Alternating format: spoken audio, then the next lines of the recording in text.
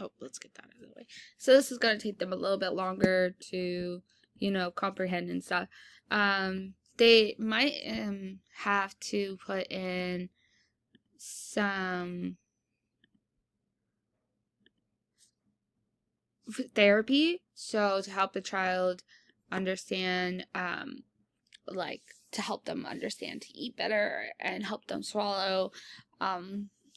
There's some of the with the effects of swallowing from epilepsy, it can make taking medicine really hard, and swallowing it is going to be really hard instead of trying to chew it.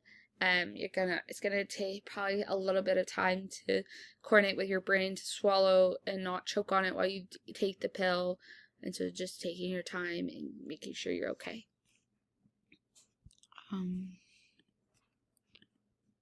So, as I was saying, the roles of SLP, which is the speech pathologist, we're going to come in, we're going to assess the speech, the language, the swallowing, see where you're at. Depending on where you're at in all three of those criteria, we're going to possibly have an intervention team, which is going to be the intervention for therapy, therapy for communication, and therapy for swallowing and feeding. We're going to add a collaboration team, which is a multidisciplinary care team, which is going to help you in everything. And then we're going to advocate for you. We're going to be there. We're going to educate your family, and we're going to reduce the stress for you. And we're going to help you so your family can figure out ways to help you going through this time and, just relearning what to do and stuff. The functional impacts of epilepsy between adults and children is pretty much the same. They're both having the cognitive, the emotional, and the physical, social, sleep disturbance, and severe cases. So you're going to have the cognitive for both is going to be attention for adults at learning. Emotional, it can cause anxiety, frustration, depression for both, and mood disorders. The physical is the activities, and then for adults, it's going to be independency, which is both for children and adults. Independency, because you're used to doing something, being independent, and then you have this. That's basically a function, causing a functional impact on you. Excuse me. So, some things that people go through, with living with epilepsy, is the physical safety, the emotional well-being, the medication, the side effects, self-care, supports, and many live filling lives with treatment. So, one thing I've learned with epilepsy is that you can't go get your license. Technically, due to epilepsy, you're not medically cleared to drive a motor vehicle due to the risk of you having a seizure while you're driving. You have to go get it pre-approved by your doctor that you can take the driving exam. You are capable of doing it. Then you can do to MV and actually take the driving exam that way. You cannot just go and take it and not get it medically. They will not let you do it unless you have papers. So another frustration thing is the feeling, your emotional self, just the frustration of like living with this thing, and it's just this neurology chronicalized disorder that affects you, and trying to be a normal living person, doing normal things, but still knowing that you have this that will affect you, and that could take a toll on a lot. Never missing a dose of medication due to the risk of having a seizure. My best friend who has epilepsy, she tells me that if she doesn't take her meds, that is kind of the trigger that she will end up having a seizure. If she forgets what day she took her meds, or she forgot that or if she doesn't remember she took her meds, and she decides to skip it just in case she already took it, because you don't want to overdose on it, because it's a really high sedated pill in milligrams. And she was telling me that if you miss like 1 or 2 days, it can really throw the risk of having a seizure right up there. And she says it's like frustrating, but she knows when she's gonna have a seizure.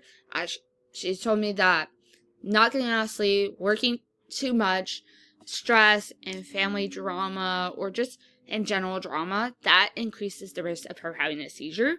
So always making sure you're surrounding yourself with the positivity around people, making sure you like really just explain to your job what you have, and you know how to handle it.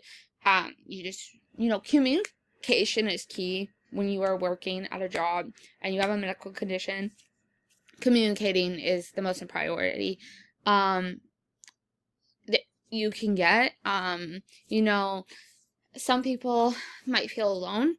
There's also tons of support groups that also have epilepsy, and they can support you. Or adults, parents feeling like they don't know how to support a child going through this challenging thing, because when you're going through something as a child, everyone in your family is affected. You're having to change your life, change your routine, change things to accommodate someone. So making sure you as an adult go to these support systems, like support groups, counseling, and just talking to people, it can change, and it can make you look at little things a lot different versus not going to that support and both get everyone being frustrated because everyone's just not understanding what to do, and it's frustrating. So making sure you always just talk to people and don't ever feel like you're alone, because you're not alone. There is someone going through something similar to what you are going through, and having that person to talk to makes it so much more better. So some of the challenges people face with epilepsy, it's going to be physical, emotional, social, cognitive. So there are times seizures are unpredictable. So for physical, it could be the seizures being unpredictable. You don't know when they're going to occur. You can't feel it coming, and they just happen wherever. And you could be alone, or you can be with people.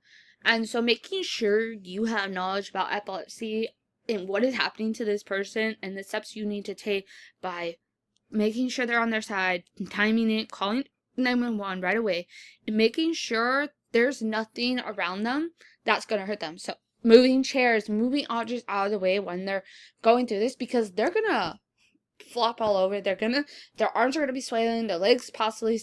So making sure they're safe too when they're going through this scary time makes a huge difference for them. And, making sure when they're done with their seizure, they're coming out of it, they're communicating, they're talking, and they're able to express words, and they might be a little delulu or feel like a little bit like drowsy. That's kind of not out of the ordinary. It just kind of happens. There is some emotional, it's anxiety. Anxiety could be from that they're scared they're going to have a seizure in a public space, and that they might feel judged, or they might feel not get the support or someone help them after they come out of a seizure, and that can be really scary. You lose your self-esteem as well. Some of the social, you might participate less in things from school activities to not wanting to do certain things just because you're scared. And anxiety, the misunderstanding in a school and a workplace of and discrimination, feeling like you can't do something to cheat this when you can do exactly everything else normal. It's just that things are you just have to take care of your body too, and take care of yourself mentally, physically, and social. Some of the cognitive that people face daily is difficult concentrating, anti-seizure medication, and memory loss. So what I found out with the treatment and support for someone that has epilepsy, there is medical management, which is pretty the most common one that somebody takes, is an anti-seizure control. Then there are control seizures in about 2/3 of a patient, which is really interesting because I didn't know this was even a thing called controlled seizures I didn't really know what that was, and I thought that was very interesting that there are other treatments than just taking anti-seizure medication. There is also surgery that they can help with the seizure. It's not guaranteed that it's going to fix the epilepsy. It's a high-risk surgery. It could also really take a toll on the seizures, and it could affect you more. So it's a really high-risk surgery, and it's really something you really have to think about. Then there is this dietary therapies and a Kellogg diet, which I didn't know about, that you could do therapy for epilepsy. I think that is very interesting, and I think a lot more people should try it. And I think it might make a difference. Some of the lifestyles, you'll have medication. You'll want to always track your seizures, and what you want to look at, what is the triggers that is going to trigger your seizures. So it could be work, it could be school, it could be driving, it could be going out in public places, it could be being alone. You could also get a dog, like a ESA dog animal that is an emotional support animal that is also triggered to when a seizure is going to happen. They having that type of environment of having an animal let you know when a seizure is going to happen. Making sure you get lots and lots of sleep. Never overwork yourself on anything. Always getting rest. Some of the the physiological support, you can counseling, peer support to help manage anxiety, depression, educational support, the learning of epilepsy and the participation of it, and understanding it instead of just going through it and like, okay, like I'm never gonna see someone go through this. Like, you never know. So please take in the steps and tools of what's an epilepsy, and learn more about it. Watch tips and get to know what could happen. On the next one, medical treatment, you have pharmacology treatment, surgery, and neurotherapies. Like I said, these are the first one is going to be anti-seizures medication, the surgery, which can remove the seizure origin of the area. But again, that's a high risk. There's also therapies that fix nerve stimulation, responsive neurologists, deep brain stimulation.